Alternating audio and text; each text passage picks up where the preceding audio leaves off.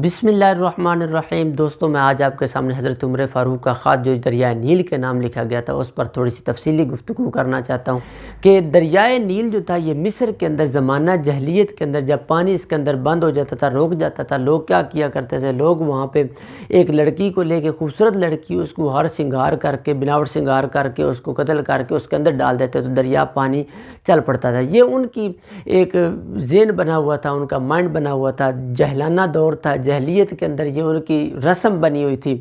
تو جب حضرت عمر فاروق رضی اللہ تعالیٰ عنہ کے دور میں مصر فتح ہوا، جب مصر فتح ہوا تو حضرت عمر فاروق رضی اللہ تعالیٰ عنہ حضرت عمر ابن العاص کو وہاں کا گورنر مقرر کر دیا۔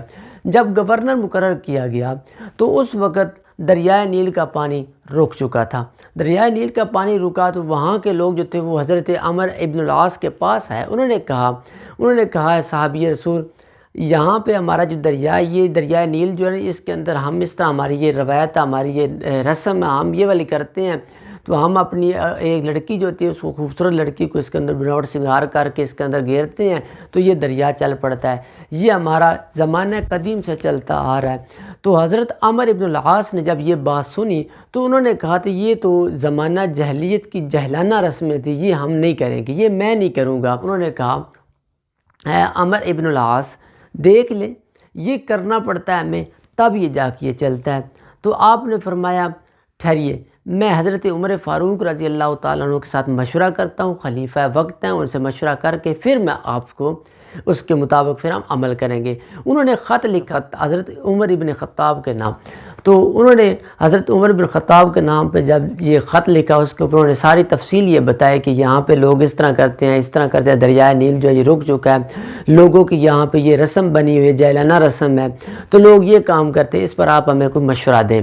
تو حضرت عمر بن خطاب رضی اللہ تعالیٰ عنہ نے واپسی پہ دریائے نیل کے نام خط لکھا۔ دیکھیے دریائے نیل کے نام خط لکھ رہے ہیں حضرت عمر فاروق رضی اللہ تعالیٰ عنہ، اس خط کے اندر اثر دیکھیں، اس خط کا متن دیکھیں، اس خط کے آنے کا انداز دیکھیں۔ حضرت عمر فاروق رضی اللہ تعالیٰ عنہ جب وہ خط لکھا، انہوں نے خط کا ٹائٹل یوں لکھا، بسم اللہ الرحمن الرحیم۔ انہوں نے دریا کو مخاطب کیا، انہوں نے کہا اے دریائے نیل، اگر تو اپنی مرضی سے چلتا ہے یا اس جاہلانہ رسم کو اپنانے کے بعد تو چلتا ہے، یہ جو لوگ پرانے قدیم عرصہ سے کرتے آ رہے ہیں، اگر تو اس کے مطابق چلتا ہے تو تیرے پانی کی ہمیں کوئی ضرورت نہیں ہے، تیرے چلنے کی ہمیں کوئی ضرورت نہیں ہے۔ اگر تو میرے رب کے حکم سے چلتا ہے، اگر تو میرے رب کے حکم سے چلتا ہے تو عمر تجھے حکم دیتا ہے اس رب کے حکم سے چل جا۔ تو عمر بن خطاب کا وہاں سے ان کا آرڈر تھا کہ یہ دریائے نیل کے سپرد آپ نے کر دینا ہے، اس کے اندر آپ نے گھیر دینا ہے۔ تو حضرت عمر بن العاص نے وہ خط لیا اور دریائے نیل کے پاس جا کر اس کے اندر پھینک دیا۔ جب دریائے نیل کے اندر پھینکا تو دریائے نیل کا پانی ایسے چھالے مارتا ہوا آ گیا، اور کہا جاتا ہے کہ آج تک دریائے نیل کا پانی نیچے نہیں گیا، پانی فل ہی اس کے اندر ہے۔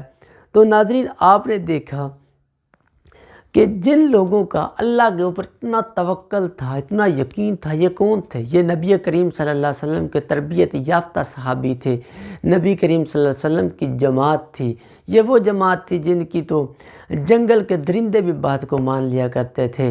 تو ناظرین، میری ویڈیو آپ دیکھتے رہیے، مسکراتے رہیے، میری ویڈیو کو دیکھا کریں اور اچھے اچھے اقوال آپ کو ملیں گے۔ میری ویڈیوز کے اندر آپ دیکھیں گے کہ آپ کو انبیاء کرام کے سچے اور سچے واقعات قرآن و حدیث کی روشنی میں ملیں گے۔